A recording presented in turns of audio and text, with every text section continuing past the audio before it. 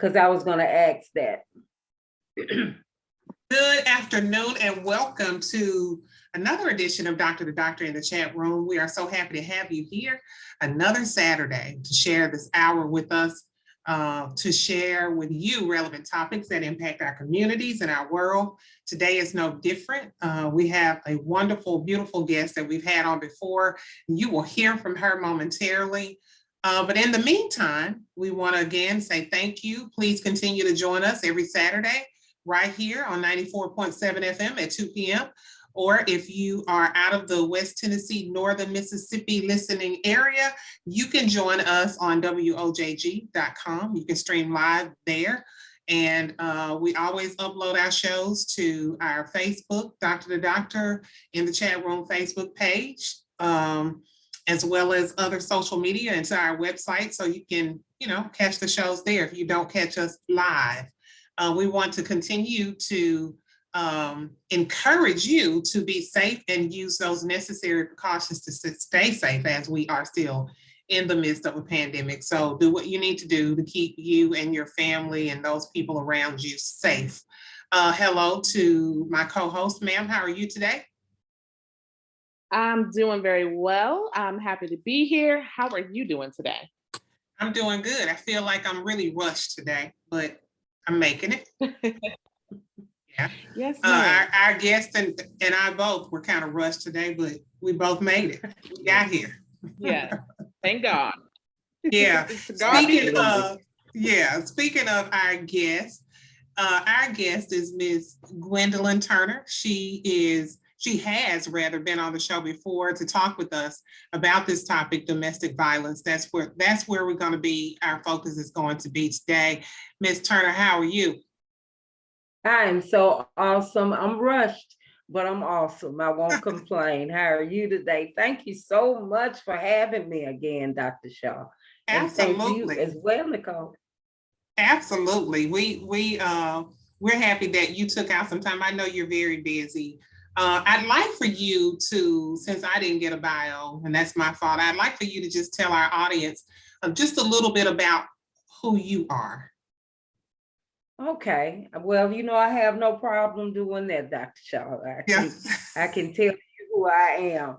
And that may be a blessing in disguise, because even when people introduce me or they have a bio or they have some kind of introduction, I am always one to come behind them and say all of that was good, but I have to introduce myself. I am that bold and beautiful survivor of domestic violence. And I know people say, why are you so bold and beautiful? Well, first of all, I don't know how well you can see it, but I'm rocking this purple hair for a woman of 60. So you gotta be bold to do that, Dr. Shaw. You gotta be bold to do something like that. And beautiful, because God made me beautiful. Two things I have in my household, in every room, that's a mirror and a ball of blessed oil. And I walk past that mirror and I look at how wonderful and beautifully God made me. And I have to reaffirm myself with that on a daily basis. I am a survivor of domestic violence, and I spent over 20 years in a terrible relationship that involved all facets of domestic violence. But I am here today and every day to tell people that you can rise above that demon of domestic violence and become bold and beautiful like me. So if I had to introduce myself, that's what I'd say. I love that. I do too. I love her. I don't think either of us could have done a better introduction. So I love that. Thank you. Can I steal that, bold and beautiful? Please do. I encourage all my sisters to steal that. I stole the line from Mary J. Blige. I like what I see when I'm looking at me, when I'm walking past the mirror. So yes, we are all bold and beautiful. So we want to understand domestic violence. We want to understand what it is. We want to understand, how do we identify an abusive partner? How does this type of abuse impact the victims, and how do we overcome it? What does domestic violence constitute? You were saying all facets of it, right? So we want to just dive into this topic.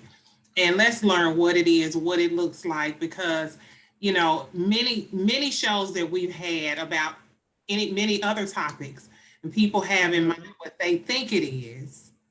Yeah. And once they get this information that we provide here, they find out it's not necessarily that or just that.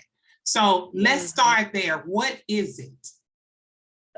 That's one of the best questions you can ask tonight. And when we think about domestic violence, I oftentimes, when I do seminars, ask people, what do you think it is? And most people will come in with the hitting and the fighting and the slapping and the kicking and this, that, and other. But there are so many facets of domestic violence. There is the verbal abuse. There is the mental abuse.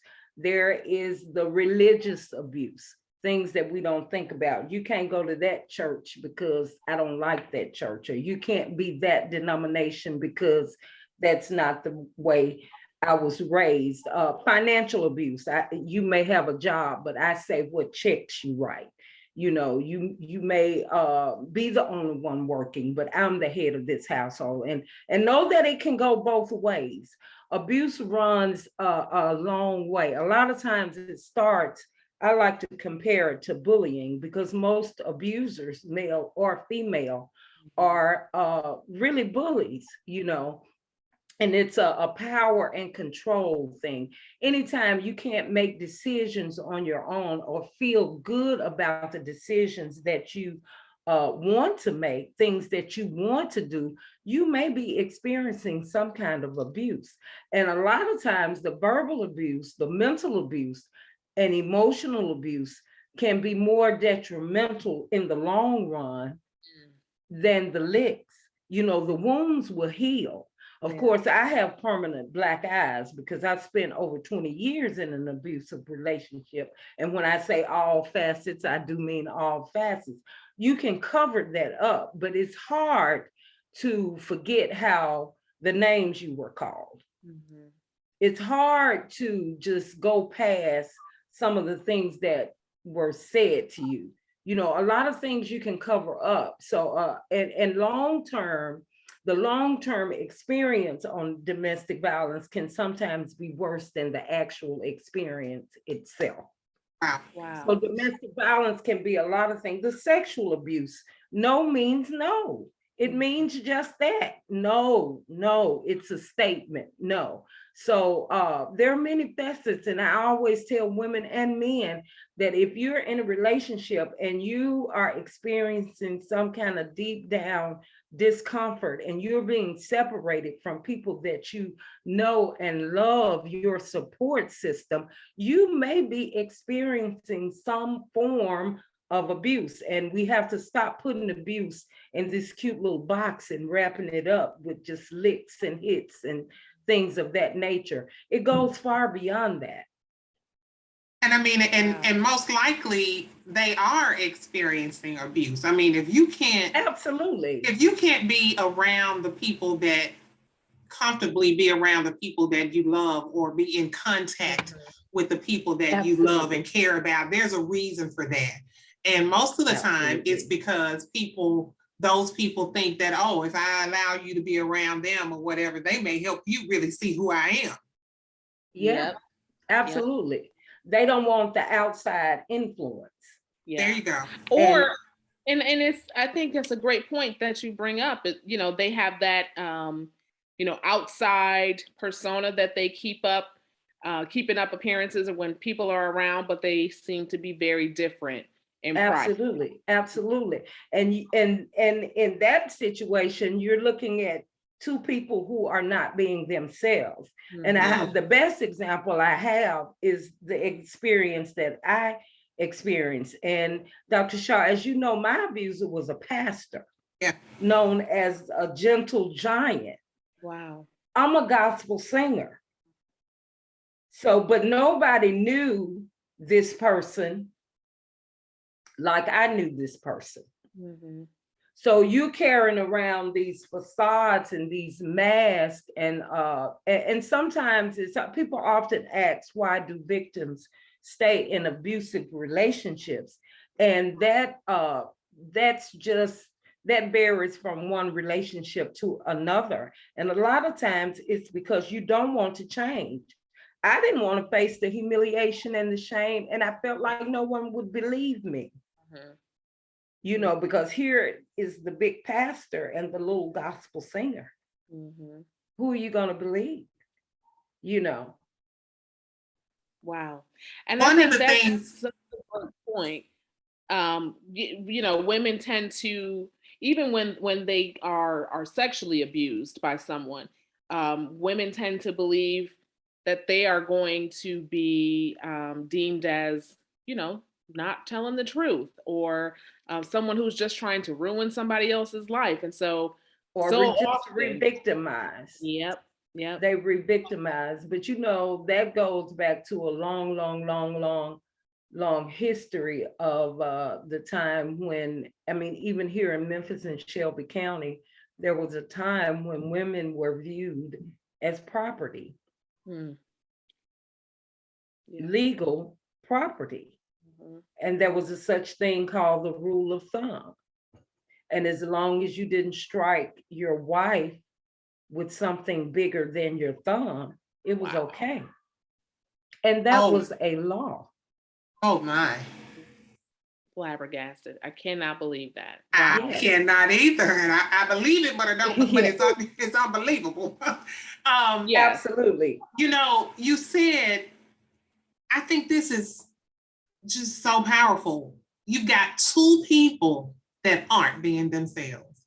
I personally usually think of it as like, you know, the abuser, right, is putting on this facade. But you're right, both people are putting on a facade.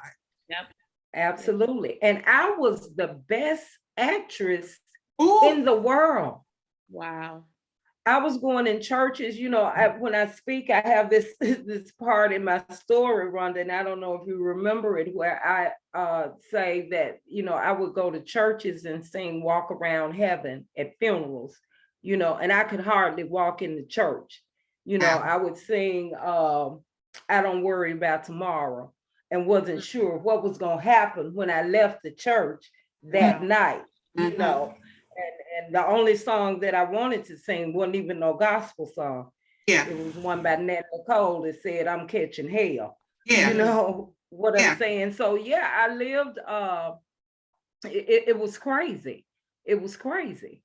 And there are people who do this every day, who are living like this every day. You have the abuser pretending to be this person that they're not, be it a male or female, and I want the audience to understand that abusers are on both sides of the fence. Yeah, we definitely want to dive into that part of it too, because we had a young man on the show who is over the largest domestic violence shelter in Tennessee, and that is one of the things that we were so upset, well, you know, that we didn't get a chance to really dive into that part really deeply, right? And I know that people know it, but we don't really talk about it. We talk about how women are abused, right? But you know, and you look at situations sometimes, and you know, you can tell that people are in those types of situations. But I mean, and let's say it's somebody close to you, it's like, what do you do? What do you say? How do you get them to see the light, whether they're on the side of the abuser or whether they're on the side of the, you know, the victim? You know, how do you get them to see the light? So we really want to dive into that part. But I think before we go there, I want you to talk about the grooming process, because, you know, I feel like in every relationship, there is a grooming process. And, you know, sometimes it's for good intent and sometimes it's for not so good intent, right? And we usually call it like the honeymoon period. Right. Okay. So I know it's probably customized and it looks different for every situation, but can you kind of give us some things of what it normally looks like? Usually it's a situation, I guess the best analogy I could give would be there was a older deceased pastor who once said, if both of us agree on everything all the time, one of us is a fool and the other one is glad about it. Wow. So, I mean, if it's just, if it's going too good, then that's part of it. It took me 7 years. If we were 7 years into the relationship before I had the first inkling that I may be in an abusive relationship. So, like you just stated, that could look different in every relationship. But there comes a point somewhere, and you'll know you coming to the end of that honeymoon period, when you're either going to realize, okay, you're keeping me from other people because you are controlling and you are possessive, not because you love me so much, or you are buying me things and doing things and not letting me work and not wanting me to do certain things because you are controlling. It's going to come a time when that control component is going to reach out, even in the grooming period.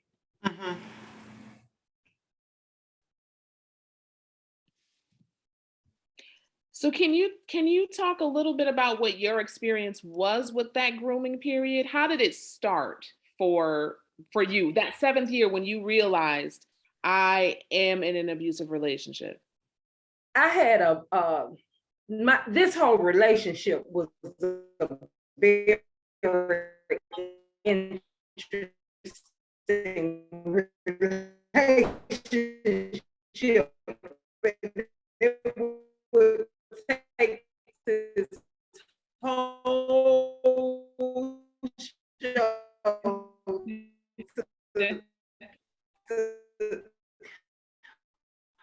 but I'm gonna